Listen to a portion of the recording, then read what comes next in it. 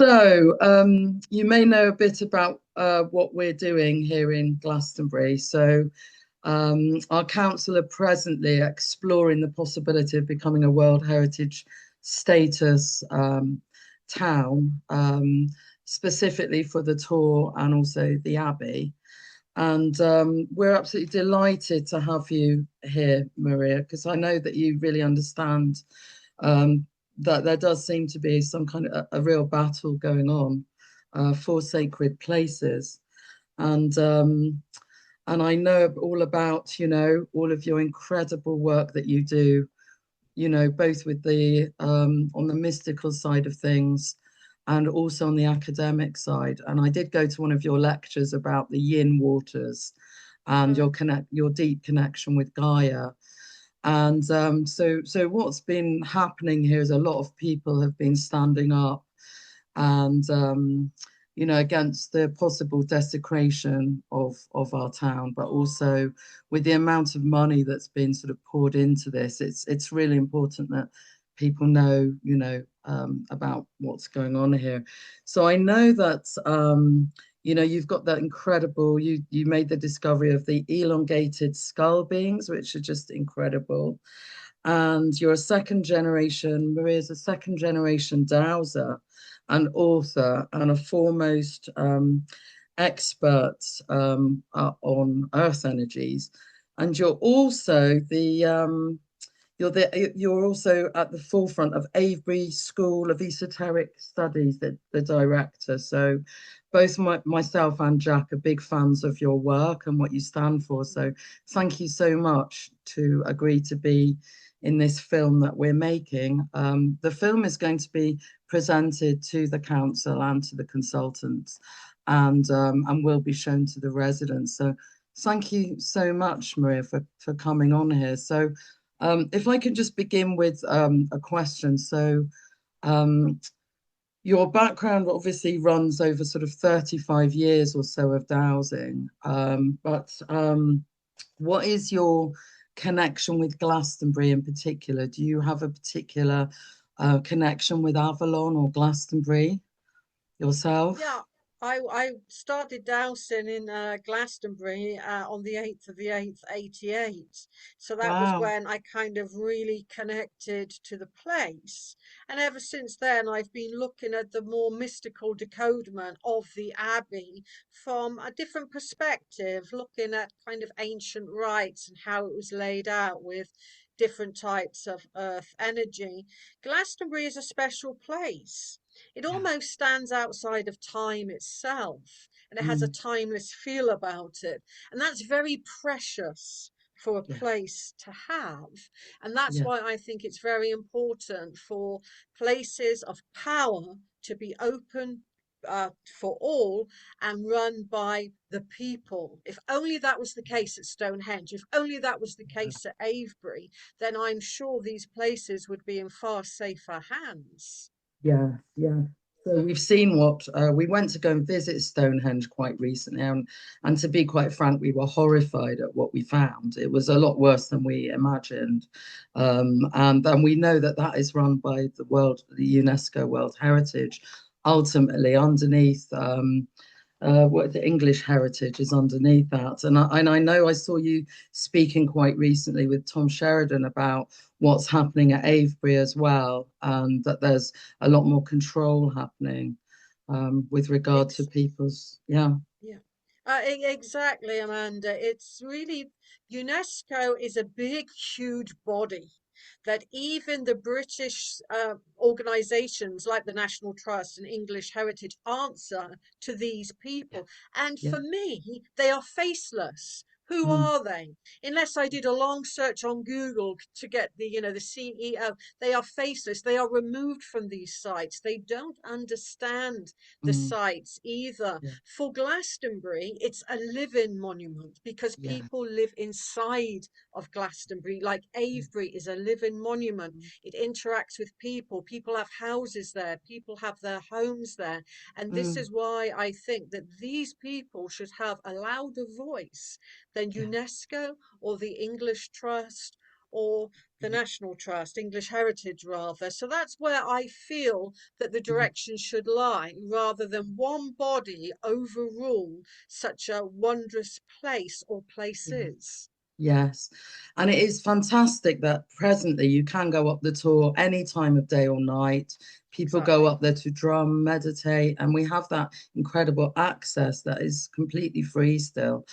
And that's really worth keeping, isn't it? It's really worth protecting. Mm, Absolutely. And for a mm, research author like myself, Avebury is the same as mm, Glastonbury. You can go there by day and by night, and it's free at the moment. mm, And mm, as a researcher into Earth energies, different times of the year, different phases of the moon, different mm, times influence the Earth energies and our yeah, experience as well. To be stood on the tour, which I have done, and mm, at Avebury, above and below the full moon, looking up at it, mm, and it's looking down at you, you feel that there's a connection to that power place. And that is priceless. yeah. It really is a priceless moment to have these free monuments, and long may that reign. Yes, exactly. And you were talking a bit about the Abbey yourself. You've been looking into rituals there of the past, and I know that now you can't actually sing there. They do have this thing called Nave in the Rave where they make money of silent discos, and they have the extravaganza there and things. But really, we don't. Then they don't allow singing and interacting with the actual energies of the place, and so surely the energies will suffer as a result of that. Well, when I got the leaflet handed to me, like when I take people there, you get their leaflet. I actually don't normally read it, but I was Mm, waiting for somebody. So I mm, looked inside of it and was horrified to say, well, what I read is this, that you have to have permission to do any type of ceremony with inside that. And I take people from all over the world, Amanda, to these places, mm. and sometimes it's impromptu. Sometimes it Yes, comes yeah. from the heart, sometimes it comes from the heart mind, and people start to do their own type of ceremony. And Mhm, so I'm looking at that and thinking, well, the people I take there are spontaneous spiritual beings that yeah. may not be able to want to do something at 2 p.m. with your kind permission. So I found that very restrictive, and it's just another block that will gradually get a bit heavier each time. And I was told recently that they don't like dousing there. Well, I can assure you, I've doused there since the 1980s with freedom, with respect. So if Mm, I see a tour led by one of the Glastonbury staff, of course I stop. I get out of the way. mm, Spiritual people that interact with these energies, on the whole, obviously I can't speak for one and all, but on the whole, they're considerate, they're kind, and they're loving, and they are deeply respectful of any religious expression like Christianity or Muslim. I think, and mm, so I think, who are these people that make these decisions? What do they think mm, of paganism, of druidry, of spirituality? yeah, exactly. And yeah, I mean we've even sort of had to form this group recently called Protect Sacred Avalon. And you may have heard that we've been putting 10,000 of these through the front doors so that people are aware of what's going on in their town, because they keep it very covert and secret what's going on. So they didn't do a consultation at all with the Shocking. people who live here. And UNESCO call us the host community. So we're trying to draw attention, myself and Jack and others, by making this film to raise awareness of what's going on. And like you say, it's the people who appreciate the sacred. It's those pilgrims who come to these places that really make the place what it is as well, isn't it really? And they interact with the Absolutely. energies too. Yeah. Well, firstly, thank you for doing this. Thank you both, you and Jack, for doing this, because you are a voice, and that voice needs to be heard by a lot of people, because it won't just stop at Glastonbury. Yeah, it won't stop there. It will be the beginning of Yeah. UNESCO taking over all of the sacred sites. And as Thomas Sheridan said himself, it's going that way towards UNESCO in Ireland itself. So, like I say, this isn't a one-off.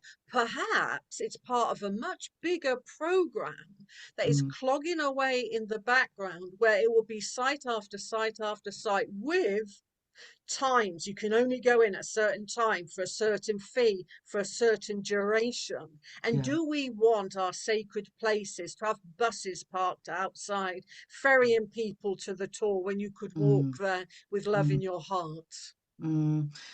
And we've read about them wanting to make Glastonbury a global tourist centre. Well, as it is, it's a global spiritual centre, and people come here from all over the world, and we have wonderful pilgrims coming here. And the consultants are talking about attracting the right tourists. Now, we're questioning what is the right tourists. It would have it would have a detrimental impact on the residents here, as well as the visitors.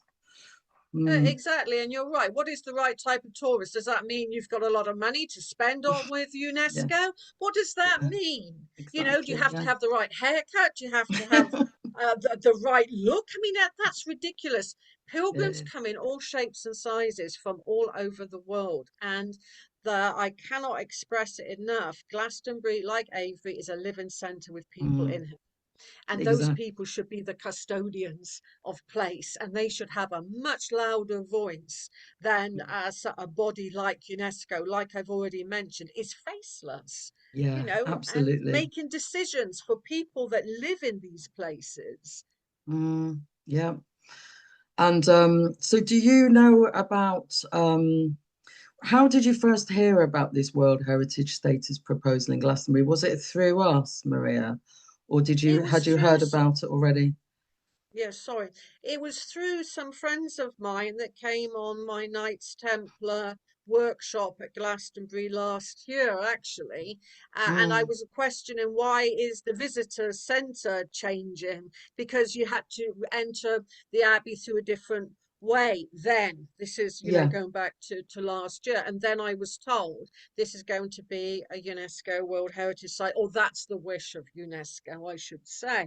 So that's how I found out. Then I realized there was a bit of voices, such as yourself, which I'm in total admiration of. Thank you, Maria. Yeah, it hasn't been always easy, but it is definitely gathering momentum and people are definitely becoming more aware. And definitely when these leaflets go through the doors, I think more people will become aware of what's happening. And so do you know of any other sites worldwide? I mean, we talked about Avebury, Stonehenge, and obviously Glastonbury, all being these living temples. Are there any other places that you're aware that are run by UNESCO worldwide that isn't it hasn't really done the places much favors? Do you know anywhere else? I mean, you But travel in quite extensively, yeah. Yeah, for example, I'll just give two examples in America. For instance, okay, you have a place called Chaco Canyon. It is astonishing. They have temples there that are called great houses that was built round about from the 8th century AD to the 12th century, which were the tallest buildings. So one of them would have contained 800 rooms. These are huge places, and it would have been 3 stories high, or possibly 4 stories high. That's run by UNESCO, so you can only go in there at permitted opening times. This is Mm, the thing. Just up the road, you have other beautiful, great houses in that part of America, which is New Mexico, and you can go there again by day or by night. It's the freedom and the control aspect. That's what I see UNESCO as worldwide. And if it wasn't for the Egyptian Antiquity Department, which is very strongly Egyptian, thank goodness. Yeah, mm, mm, that they have a very strong voice over Egypt, then UNESCO, I think, would be more control in there. But it is an Egyptian, and they do run it quite well, actually. The Antiquities Department, given their resources, I know a lot of people think again it's more control, but I think yes, I think if UNESCO is not involved, then mm, you can have more freedom of movement at the sites. And to say that they manage them, what does the National Trust do at Avebury? They put bits of plastic underneath the stones that are erosion mats, and they mm, returf it every now and again. And they put sheep in there and cattle in there. It's not a big job. Do you see mm, what it is? mm. The work that is done there is not really a big job, and so I see it at UNESCO sites as being the door slowly closing to our interactive rights. What is Yeah. the future? Are we going to be AI walking around Mm, them? Are we going to be mm, part of a virtual world? I think that we need to stand up for the sites. And that's yeah. what you're doing. You're standing up for the site and for the ancestors and the Yeah. people that came before and the people that constructed these sites. Mm. And also for future generations too. We want Absolutely. them to be able to interact and enjoy them and also receive, all of the earth energies and all of the important messages from the ancestors, like you say. So we've kind of touched on this already, but how do you think World Heritage status would impact on Glastonbury as you've seen it so far? In what ways would it impact? We've talked about the sites and all of I, that, but are there I any other think ways? I think firstly, they would invest money. So you get a new visitor centre, and it all seems very nice and it all seems very lovely because there's been some kind of investment involved, which is the normal thing to get people on side. And then what I see it is that's fine. It's good to have investment, obviously, but look at Stonehenge as well. Mm, When that got a big new visitor centre, eventually the buses come in.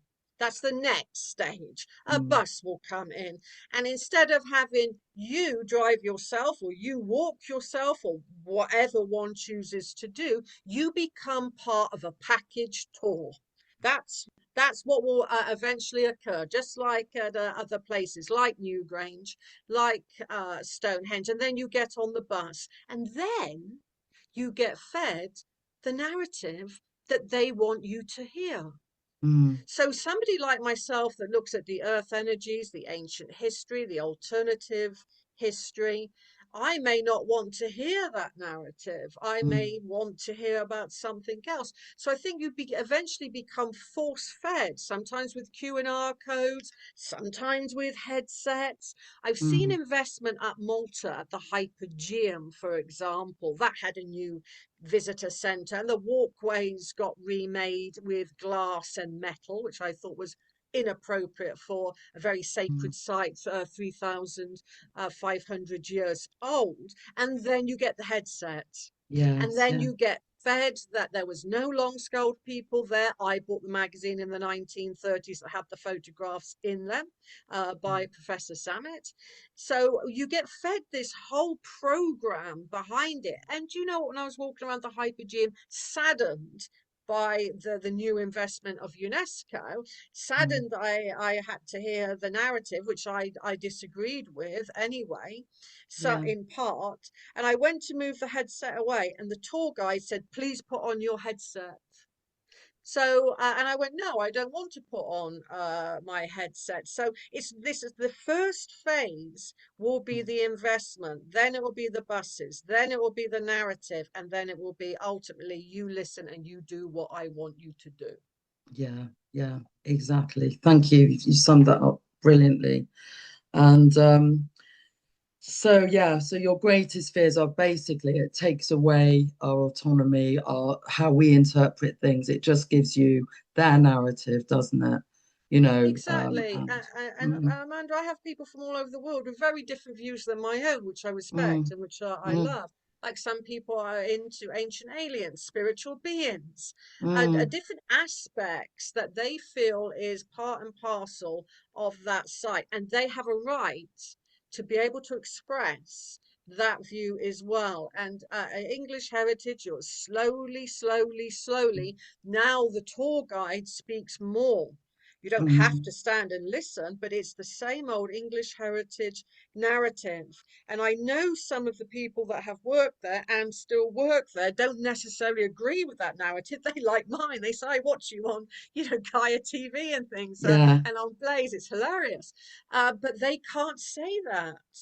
Yeah. mm, So yeah, sometimes you have people working for the UNESCO World Heritage Site that they are even in disagreement with mm, what's in occurrence. So we can't look at everybody involved and think it's your fault. It isn't. It's the mm, mm, people in much higher places that they're the ones that say, you say this, you say that, and then you put on your headphones and listen yeah. to my narrative.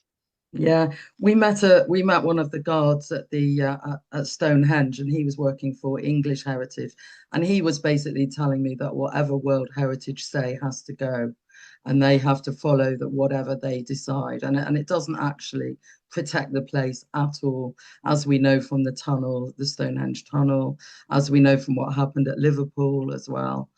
So, would there be, Maria, any benefit at all to Glastonbury becoming a World Heritage Site, apart from the investments? Again, I really think the best businesses, the best rulership over these business are independent people, or at Mm, least a committee that has some type of say, especially when you're living amid it. Yeah, mm. Stonehenge, nobody lives there.